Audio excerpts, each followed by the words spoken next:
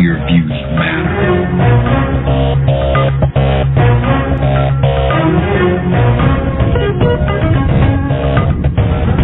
Hello, everybody. To all the listeners.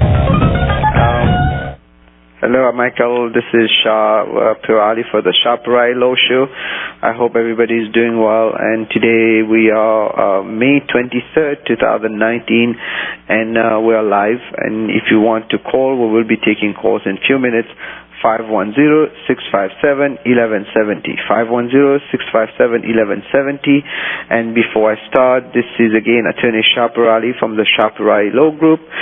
Anything I'm going to tell you today is my opinion. You should not act or refrain to act solely on the information provided. You should contact an attorney if you have any questions. And as you know, there are so many things happening on the immigration front. It's really sometimes it's mind-boggling which one to pick, really. But the one news that now is I wanted to pass is the Form I-539, which is for extension or change of status. Now they have a system on the USCIS website where you can apply online. Having said that, applying online has its own drawbacks. I think this is usually individuals file it on their own. They use that. So you can start using it for B1 visa, B2 visa extensions, F1, F2, M1, and M2. But again, be careful when you use that, because many times we have a lot of people kind of getting worried when they use the online. It doesn't register well and things don't really go well. And thank you, Michael, for being on the board today. We're going to talk about different issues. I'm going to try to combine some of them, and of course we will be taking the calls. 510-657-1170, 510-657-1170. And if you want to call us for a private consultation, the number to the office 510-742-5887, 510-742-5887. And I wanted to mention that we are the H-1B seems, according to the USCIS website, they're still kind of going on the H-1Bs. I don't know if it is all news, but it might be that they have not really finalized, so we might see still some people getting picked up. I don't know, but we'll have to check, wait and see. So if you didn't get picked up, we're still in May, so give it until the end of May, and we'll see if you might get picked up. So, but bottom line, I think usually when you reach that time, you didn't get picked up, you probably will not, but that doesn't mean you should lose hope, because it happens sometimes that you have late cases that are picked up on the H-1B quota. So today we're going to talk a little bit about family petitions, VAWA, because VAWA is really in jeopardy with this new administration. We have VAWA. We have, of course, family petitions, which is the biggest. And a lot of people ask us the same question, especially when they come on a visitor visa. Can you come on a visitor visa and adjust status inside? The answer is yes. However, the problem becomes what we call INA 214B, which is the immigrant intent. Usually when you come inside the United States on a visitor visa with no intent to immigrate, then everything is clean. If later on you file for an adjustment of status, and this is where it is recommended to wait the 90 days, because within the first 90 days there is this presumption of fraud. But if the intention was formed before you enter, then you might be faced with problems, because you entered with the intention to file a green card. However, if you already stepped in the United States and suddenly you want to change status, you're free to do that. Michael, let me know if there are any callers, so we will take the callers in between. But I wanted to discuss about this adjustment of status from B1, B2 visa. So what happens, let's say, for example, your parents came to see you, and then suddenly after that they realize that they want to stay here, they want to file a case under adjustment of status. And in order to do that, you can go ahead and do that, of course, after the 90 days usually, but you're free to do it earlier, but it will be risky, especially now with all the difficulties. Now, when you file the adjustment of status can only be filed when you're inside the United States, okay? Because people get confused, can I file an adjustment of status outside? No, you cannot, because the word adjustment of status means you're adjusting your status, and the status is only conferred, only given to you when you enter. So if you come on a visa, for example, a visitor visa, B1, B2 visa, or a B1 visa, or a B2 visa, the stamp on your passport is not a status. The role of the stamp is to bring you to the airport, and at the airport an officer will make a determination if you are eligible to enter. When you enter, they give you that I-94. This is when the status starts.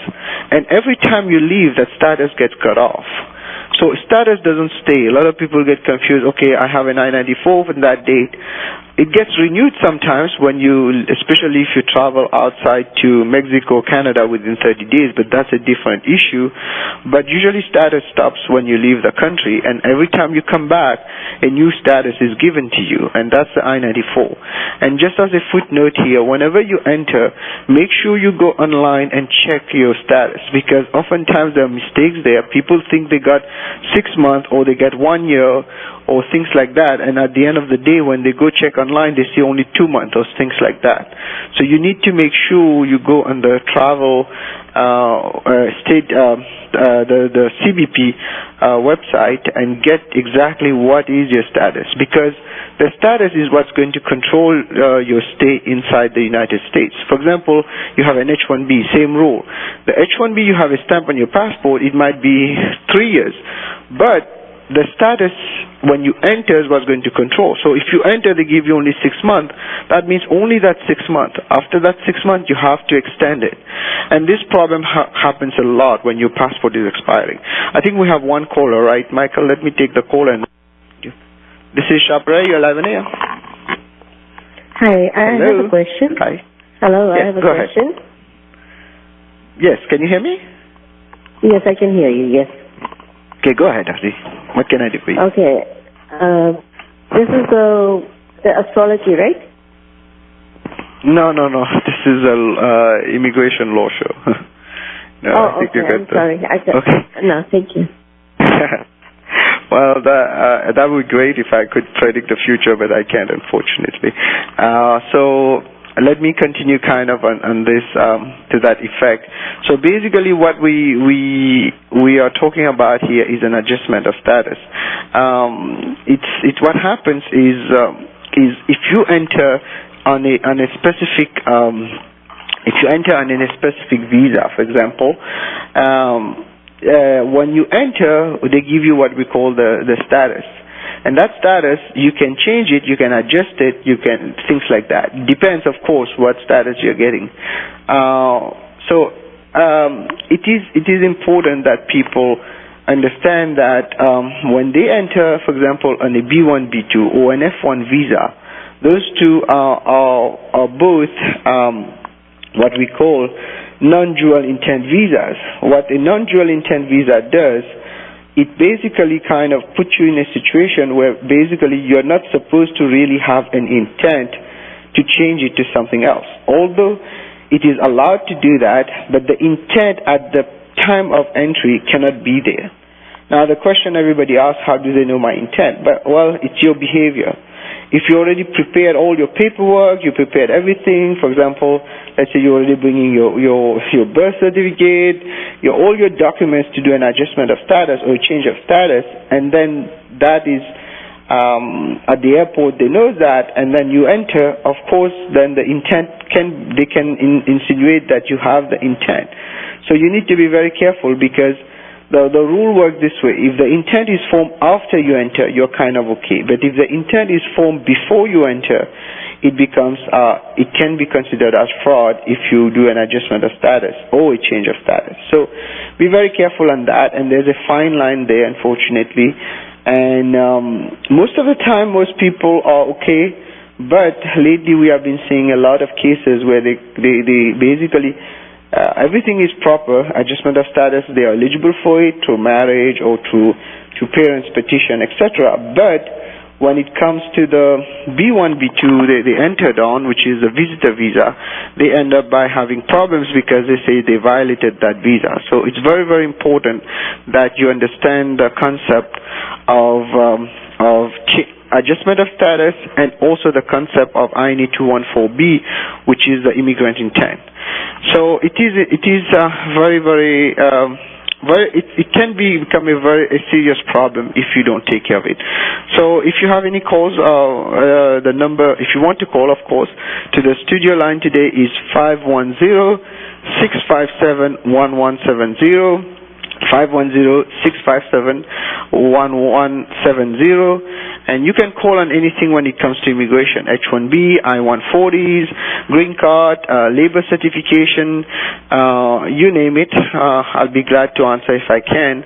And remember, whatever I'm telling you is educational in nature. It's not really like I am going ahead and giving you advice here, because in 2 minutes or 3 minutes it's very hard to give an advice, but I can give you a general answer and guide you at least quickly on issues that are coming up on your case. I was talking about adjustment of status. That's one thing. Now, the second thing that a lot of people kind of now I've always had this impression, because they have a stamp on their passport, they think they are pretty much guaranteed entry in the U.S. No, it's not a guaranteed entry in the U.S. Especially, like I said earlier, the stamp on the passport, the visa that you have on the passport, is just its main role is to bring you to the airport or to the port of entry.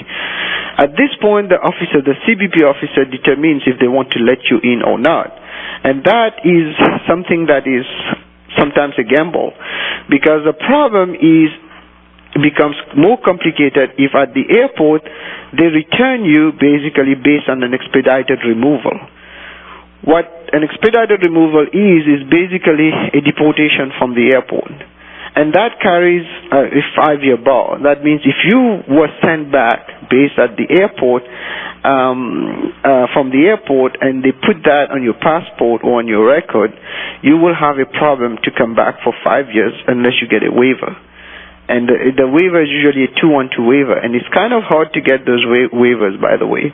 So you need to be careful. You need to be ready at the airport. Even if you're coming with a valid visa on your passport, it's not a guarantee you can enter the United States. So I recommend, if in case you're facing issues like that, you might want to talk to an attorney if it is possible to file a waiver for you. The 212 waiver, like I said, is usually available depending on your situation. Now, you have another situation where people get blocked because of fraud, and this is also a 2126C one kind of, where basically what it is a situation where there was a fraud or misrepresentation in the case. And if there's a fraud or misrepresentation, then the case gets a lot more complicated. For example, let's say there was wrong filing of the paperwork, there were some lies that were told before, that can come back and really harm you in the end. So bottom line, it is important that you make sure that you have everything in order, and if you have any documents that are important. For example, let's say you're traveling on an H-1B visa, it's important that you carry with you a letter of employment confirming your employment, and of course your approval letter, and a visa, of course, on your passport. So, and I also recommend that you have a current letter, and if you have a copy of the H-1B with you, usually the companies don't give that, it is always good to carry it. And the same rule applies for L1, etc., O1. So it is important now more and more that you make sure that the documents are right, because if you don't have the right documents, or you can even explain at the airport why you're coming inside the United States, you're going to see yourself, you can see yourself getting an expedited removal. That means basically deported at the airport, and that's not something that you want to have on your record. Unfortunately, there's no way to determine 100% if this is going to happen or not. So it's kind of I think we have one caller, right, Michael? Let me take the caller. This is you're live in here. Hello? Hello, Shah. I have a question for you. Yes, sir. Go ahead. Yeah, so my wife, who was on H-1B, she got H-1B denied on the extension. So she left the country. But now we were wondering if we can stay there for 1 year and come back on L1A. So I wanted to understand basically what are the requirements for L1A. Does it have to be a direct reportee in the same country, or can she still have reportees in US? Okay, that's a little bit more complicated, but I can give you the general rule for L1A. L1A requires that basically you meet kind of 3 requirements. Number 1, you're working for a branch, a subsidiary, or an affiliate of a U.S. company. And number 2, you are in an executive or managerial role. And number 3, you have to have completed 1 year in the past 3 years. Good. So now, getting into the details of that is a little bit tricky, because if you don't meet the main requirements, the rest is going to be a problem. So your question was, so basically the job requirement, first 2 are met. The second requirement, which is managerial role, is the question. Managerial, right. There are managerial roles or executive roles. Managerial roles are usually the one that most people use because they work for multinational companies. And there are 2 kinds. There are the regular managerial role, where basically you have people working under you. And remember, the rule has to be, you have to have that in India or the foreign country. Got it. So if you don't have it there, then you won't be able to be transferred here in a managerial role. Because a managerial role here can also be functional. That means you don't really have to be managing other people, but it becomes more difficult to prove a managerial role. You have situation, there's a case called Matter of Z-A, which was issued in 2015, where basically this was a case where a Japanese, I think, company, if I'm not mistaken, the person, the petitioner, what happened in his case is that he was managing several companies in Singapore, Hong Kong, and had a lot of employees under him.